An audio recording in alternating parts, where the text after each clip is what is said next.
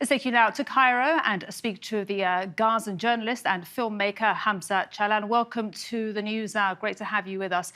Just tell us, what do you make of the fact that 60 organisations are now urging the EU to act against Israel's unprecedented killing of journalists? And a reminder to our audience, we mentioned it there, more than 100 journalists have been killed to date, Palestinian journalists and media professionals there by Israeli armed forces since Israel's war on Gaza started on October the 7th.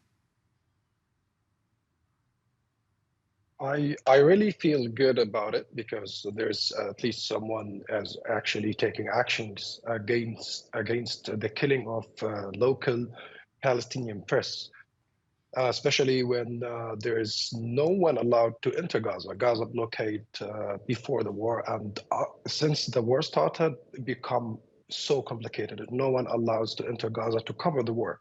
So there's the only people who can, the only journalists who can cover the war on Gaza, the local journalists, the Gazans over there.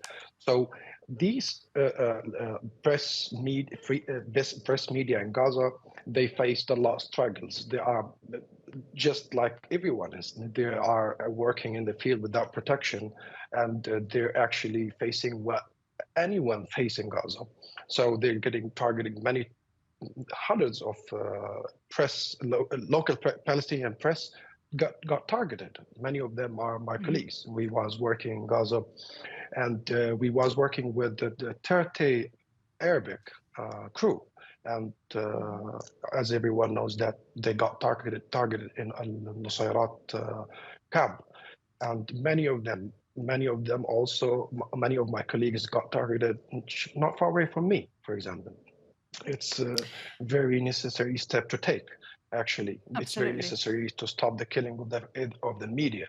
The local Hamza, press media is very necessary, especially in this time. Indeed, indeed. And just tell our viewers what you saw, your experience of covering Israel's war on Gaza when you were there. We experience a lot. We will start by experiencing that. I was covering at the beginning Al-Shifa hospital, for example. We was sleeping next to dead bodies. This is the first thing. And then we have to evacuate.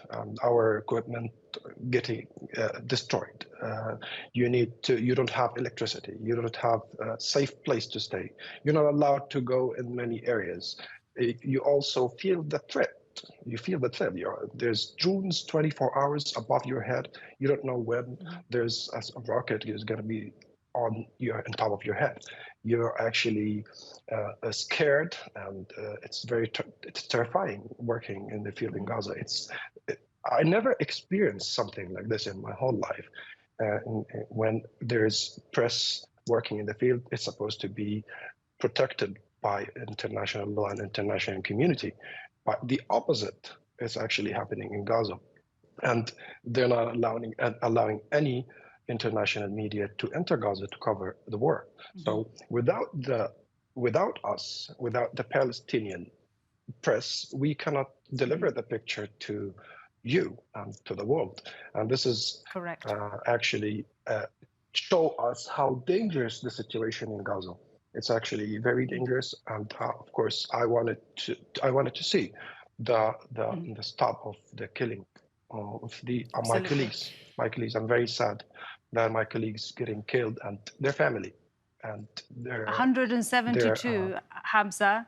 Now, it's incredible, isn't it? 172 journalists have now been killed since October the 7th.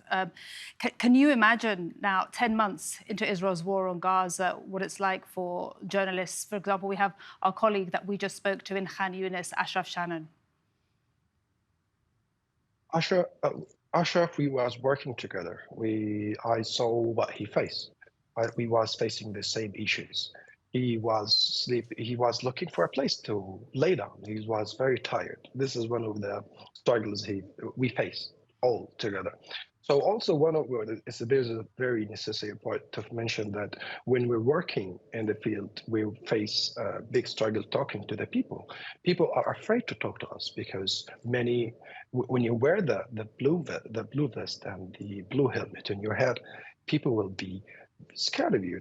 They're not talking. You will find too much difficulty to talk to people. So how you're going to deliver the picture when people are scared? They show the world that press is a crime. It's not a crime. It's a it's freedom, and it's supposed to be protected by international law.